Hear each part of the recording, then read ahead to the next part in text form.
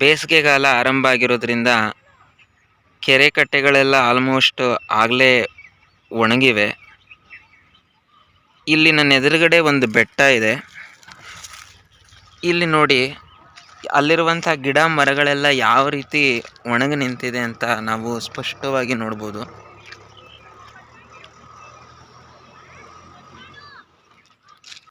ಇಂಥ ಕಠಿಣ ಪರಿಸ್ಥಿತಿಗಳಲ್ಲಿ ಪ್ರಾಣಿ ಪಕ್ಷಿಗಳು ನೀರು ಮತ್ತು ಆಹಾರವನ್ನು ಹುಡುಕೊಂಡು ನಮ್ಮ ನಾಡಿನ ಕಡೆಗೆ ಬರ್ತವೆ.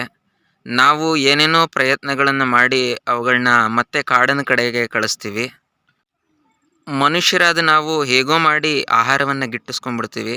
ಆದರೆ ಈ ಪ್ರಾಣಿ ಪಕ್ಷಿಗಳು ಇಂಥ ಒಣಗಿರುವಂಥ ಪ್ರದೇಶದಲ್ಲಿ ಹೇಗೆ ತಾನೇ ತಮ್ಮ ಹೊಟ್ಟೆ ತುಂಬಿಸ್ಕೋತವೆ. ಚಳಿಗಾಲದಲ್ಲಿ ಒಣಗೋದಕ್ಕೆ ಶುರುವಾಗುವಂಥ ಈ ಮರಗಳು ಮತ್ತೆ ಚಿಗುರೋದಕ್ಕೆ ಯುಗಾದಿ ಹತ್ರ ಬರಬೇಕು. ಯುಗಾದಿ ಬಂದ ನಂತರ ಮತ್ತೆ ಹೊಸ ಎಲೆಗಳನ್ನು ಪಡೆದುಕೊಂಡು ಹಸಿರಿನಿಂದ ಕಂಗೊಳಿಸ್ತವೆ. ಹುಟ್ಟಿಸ್ದವನು ಹುಲ್ಮೇಯಿಸದೇ ಇರ್ತಾನ ಅನ್ನೋ ಒಂದು ಮಾತಿನಂತೆ ದೇವರು ಹೇಗಾದರೂ ಮಾಡಿ ಈ ಪ್ರಾಣಿಗಳನ್ನು ಕಾಪಾಡ್ತಾನೆ. ಅದಕ್ಕೆ ಹೇಳೋದು ಅನಾಥೋ ದೈವರಕ್ಷಕ ಅಂತ. ಸಮಯಕ್ಕೆ ಸಂದರ್ಭಕ್ಕೆ ಸರಿಯಾಗಿ ಅವುಗಳಿಗೆ ಹೇಗೋ ಮಾಡಿ ಹೊಟ್ಟೆ ತುಂಬಿಸ್ತಾನೆ. ಅದು ಯಾವ ರೀತಿ ಅಂದರೆ, ಕೆಲವೊಂದು ವಿಶಿಷ್ಟವಾದ ಮರಗಳ ಮುಖಾಂತರ. ಅಂಥ ಒಂದು ಮರದ ಕೆಳಗೆ ನಾನಿವತ್ತು ನಿಂತಿದ್ದೀನಿ. ಇದರ ಬಗ್ಗೆ ತಿಳ್ಕೊಳ್ಳುವಂಥ ಕುತೂಹಲ ನಿಮಗೂ ಇದೆಯಾ? ಇದರ ಹೆಸರು ಅತ್ತಿ ಮರ ಅಂತ. ಇಂಗ್ಲೀಷ್ನಲ್ಲಿ ಕ್ಲಸ್ಟರ್ ಫಿಗ್ ಅಂತ ಕರೀತಾರೆ. ಇದರಲ್ಲಿ ನಾವು ಯಾವುದೇ ಹೂಗಳನ್ನು ನೋಡೋಕ್ಕೆ ಸಾಧ್ಯ ಆಗೋದಿಲ್ಲ. ಅದೇನಕ್ಕೆ ಅಂದರೆ, ಈ ಹಣ್ಣುಗಳಲ್ಲಿ ಅಥವಾ ಈ ಕಾಯಿಗಳಲ್ಲಿ ಸಣ್ಣದಾದ ಒಳಗಡೆ ಸಣ್ಣದಾದಂಥ ಹೂಗಳು ಇರ್ತವೆ. ಅದರಿಂದ ನಮಗೆ ಡೈರೆಕ್ಟಾಗಿ ಅದು ಕಾಣೋದಿಲ್ಲ. ನೋಡಿ, ಇದೆಲ್ಲ ಕಾಯಿಗಳು. ಇವೆಲ್ಲ ಒಂದು ಗೊಂಚಲನೆ ರೀತಿಯಲ್ಲಿ ಬಿಡ್ತವೆ, ಗೊಂಚಲನ ಥರ. ಅದಕ್ಕೋಸ್ಕರನೇ ಮೋಸ್ಟ್ಲಿ ಇದಕ್ಕೆ ಕ್ಲಸ್ಟರ್ ಫಿಗ್ ಅನ್ನೋ ಹೆಸರು ಬಂದಿರ್ಬೋದು. ಇಲ್ಲೊಂದು ಹಣ್ಣಾಗಿದೆ. ಕೆಲವು ಸಸ್ಯಾಹಾರಿ ಪ್ರಾಣಿ ಪಕ್ಷಿಗಳಾದಂಥ ಅಳಿಲು, ಕೋತಿ, ಗಿಣಿ ಇವೆಲ್ಲದಕ್ಕೂ ಕೂಡ ಈ ಮರ ಆಹಾರವನ್ನು ಒದಗಿಸಿಕೊಡುತ್ತೆ. ನಾನು ಈ ಕಾಯನ್ನು ಕಿತ್ತರೆ ಒಂದು ರೀತಿಯಾದಂಥ ಹಾಲು ಬರುತ್ತೆ, ತಾವಿಲ್ಲಿ ಗಮನಿಸ್ಬೋದು. ಇದನ್ನು ಲ್ಯಾಟೆಕ್ಸ್ ಅಂತ ಕರೀತಾರೆ. ಈ ಲ್ಯಾಟೆಕ್ಸನ್ನು ಕಾಗದದ ತಯಾರಿಕೆಯಲ್ಲಿ ಒಂದು ರೀತಿ ಕಾಗದ ಇದೆ, ವಾಟರ್ ರೆಸಿಸ್ಟೆನ್ಸ್ ಪೇಪರ್ಸ್ ಅಂತ ಕರೀತಾರೆ. ಅಂದರೆ ಅದು ನೀರನ್ನು ಹೀರ್ಕೊಳ್ಳೋದಿಲ್ಲ. ಅದನ್ನು ತಯಾರು ಮಾಡಬೇಕಾದ್ರೆ ಇಂತಹ ಲ್ಯಾಟೆಕ್ಸ್ಗಳು ಬೇಕಾಗುತ್ತೆ, ಅದಕ್ಕೋಸ್ಕರ ಉಪಯೋಗಿಸ್ತಾರೆ.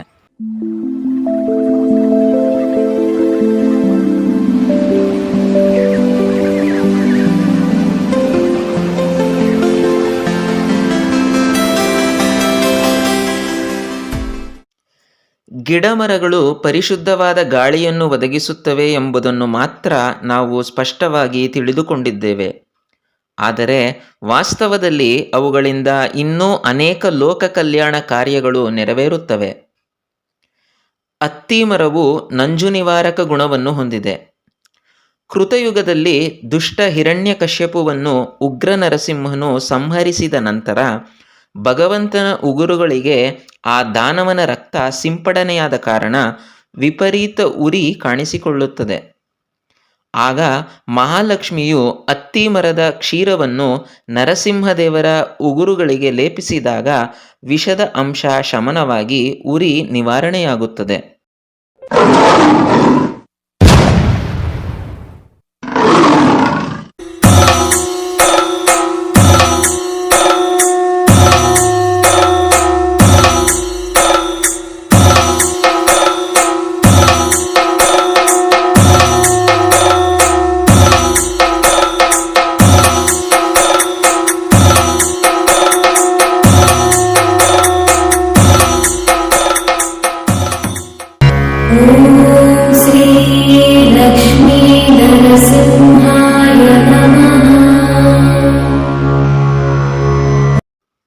ತನ್ನನ್ನು ಸಂತುಷ್ಟಗೊಳಿಸಿದ್ದರಿಂದಾಗಿ ನರಸಿಂಹನು ಈ ಔದುಂಬರ ಮರವು ಸದಾಕಾಲ ಹಸಿರಿನಿಂದ ಕಂಗೊಳಿಸಿ ಸಮೃದ್ಧವಾಗಿರಲಿ ಎಂದು ಹರಸಿದನಂತೆ. ಈ ಮರವು ದತ್ತಾತ್ರೇಯ ದೇವರ ವಾಸಸ್ಥಾನವೆಂದೂ ಸಹ ಹೇಳಲಾಗುವುದು. ಅತ್ತಿ ಮರವು ಶುಕ್ರಗ್ರಹವನ್ನು ಪ್ರತಿನಿಧಿಸುತ್ತದೆ. ಕುಜದೋಷ ಹೊಂದಿರುವವರು ತಮ್ಮ ದೋಷ ನಿವಾರಣೆಗಾಗಿ ಈ ಮರವನ್ನು ಪೂಜಿಸುತ್ತಾರೆ. ನಾವೀಗ ಕುಡಿಯುವ ಶುದ್ಧ ನೀರಿಗಾಗಿ ವಾಟರ್ ಪ್ಯೂರಿಫೈಯರ್ಗಳನ್ನೇ ಸಂಪೂರ್ಣವಾಗಿ ಅವಲಂಬಿಸಿದ್ದೇವೆ. ಪಂಚಭೂತಗಳಲ್ಲೊಂದಾದ ನೀರು ಸಹ ಇಂದು ವ್ಯಾಪಾರದ ವಸ್ತುವಾಗಿದೆ. ಲಕ್ಷಾಂತರ ಕಂಪನಿಗಳು ನೀರಿನ ಬಾಟಲ್ಗಳನ್ನು ಉತ್ಪಾದಿಸುತ್ತಿವೆ. ಇದೇ ತರಹ ಮುಂದೊಂದು ದಿನ ಶುದ್ಧ ಗಾಳಿಯನ್ನೂ ಕೂಡ ನಾವು ಪ್ರತಿನಿತ್ಯ ಕೊಂಡುಕೊಳ್ಳುವ ದುಸ್ಥಿತಿ ಬಂದರೂ ಬರಬಹುದು. ಅದರಲ್ಲಿ ಅಚ್ಚರಿ ಪಡುವಂಥದ್ದೇನೂ ಇಲ್ಲ. ಅಷ್ಟೊಂದು ಪ್ರಮಾಣದಲ್ಲಿ ನಾವು ನಮ್ಮ ಪರಿಸರವನ್ನು ಕುಲಗೆಡಿಸಿದ್ದೇವೆ. ಮುಂದಿನ ಭವಿಷ್ಯದ ಚಿಂತೆ ಹಾಗಿರಲಿ. ವರ್ತಮಾನದ ವಿಷಯಕ್ಕೆ ಬರೋಣ. ಫಿಲ್ಟರ್ಗಳು ಮತ್ತು ಶುದ್ಧ ನೀರಿನ ಘಟಕಗಳು ಇಲ್ಲದಿದ್ದರೆ ನಾವು ಬದುಕಲು ಸಾಧ್ಯವೇ ಇಲ್ಲವೇನೋ ಎನ್ನುವಷ್ಟರ ಮಟ್ಟಕ್ಕೆ ನಾವು ಅವುಗಳಿಗೆ ದಾಸರಾಗಿ ಹೋಗಿದ್ದೇವೆ. ಈ ಪ್ಯೂರಿಫೈಯರ್ಗಳು ಹಲವಾರು ವಿಧಗಳಲ್ಲಿ ನಮ್ಮ ಆರೋಗ್ಯದ ಮೇಲೆ ಪರಿಣಾಮ ಬೀರುತ್ತವೆ ಎಂಬುದು ವೈದ್ಯರ ಅಭಿಪ್ರಾಯ. ಆದರೆ ವಿಧಿಯಿಲ್ಲ, ನಾವು ಇವುಗಳಿಗೆ ಒಗ್ಗಿಕೊಂಡು ಬಿಟ್ಟಿದ್ದೇವೆ. ನಮ್ಮ ರೋಗ ನಿರೋಧಕ ಶಕ್ತಿಯೇ ಕಡಿಮೆಯಾಗಿ ಹೋಗಿದೆ. ಬೇರೆಲ್ಲಾದರೂ ಸ್ವಲ್ಪ ನೀರು ಕುಡಿದರೂ ನಮ್ಮ ದೇಹದಲ್ಲಿ ವ್ಯತ್ಯಾಸವಾಗಿ ನಮ್ಮ ಆರೋಗ್ಯ ಏರುಪೇರಾಗುವುದು ಶತಸಿದ್ಧ. ಹಿಂದೆ ಜಲಮಾಲಿನ್ಯ ಅಲ್ಪ ಪ್ರಮಾಣದಲ್ಲಿತ್ತು.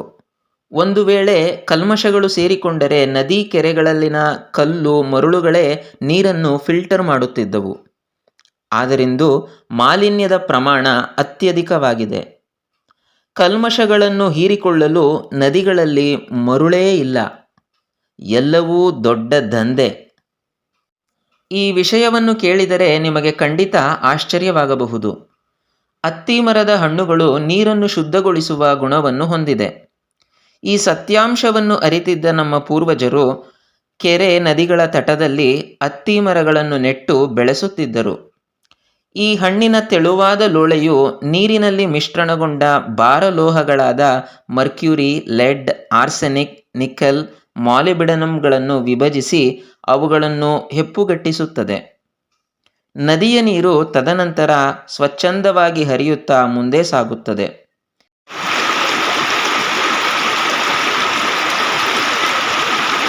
ಇನ್ನೊಂದು ಅಚ್ಚರಿಯ ಸಂಗತಿಯೇನೆಂದರೆ, ಮಾಂಸಾಹಾರಿ ಪ್ರಾಣಿಯಾದ ಮೊಸಳೆಗೂ ಈ ಅತ್ತಿಹಣ್ಣು ಇಷ್ಟವಾದ ಆಹಾರ.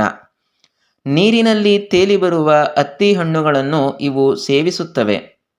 ಅತ್ತಿಹಣ್ಣು ನೆಲದೊಳಗೆ ಸೇರಿಕೊಂಡು ಮಣ್ಣಿನ ಫಲವತ್ತತೆಯನ್ನು ಹೆಚ್ಚಿಸುತ್ತದೆ. ಇದನ್ನು ಸಗಣಿ, ಗಂಜಲದೊಂದಿಗೆ ಬೆರೆಸಿ ಮಣ್ಣಿಗೆ ಸೇರಿಸಿದರೆ ಉತ್ತಮ ಗೊಬ್ಬರವಾಗಿ ಮಾರ್ಪಾಡು ಹೊಂದುತ್ತದೆ.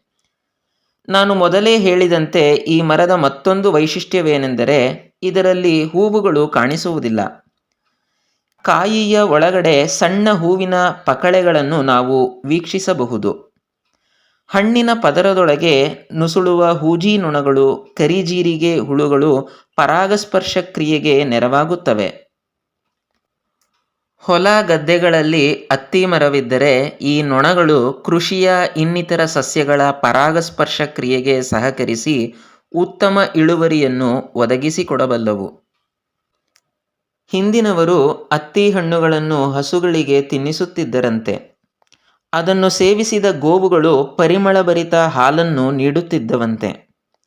ಇಷ್ಟೆಲ್ಲ ಉಪಕಾರ ಮಾಡುವ ಅತ್ತಿ ಮರವನ್ನು ನೆಟ್ಟು ಬೆಳೆಸಲು ಯಾರೂ ಮುಂದೆ ಬರುವುದಿಲ್ಲ. ಮಾಹಿತಿಯ ಕೊರತೆಯೋ, ತಾತ್ಸಾರ ಮನೋಭಾವವೋ, ಅಥವಾ ವಾಣಿಜ್ಯ ಬೆಳೆಗಳನ್ನೇ ನಂಬಿ ಬೇಗನೆ ಹಣ ಮಾಡುವ ದಾಹವೋ ದೇವನೇ ಬಲ್ಲ.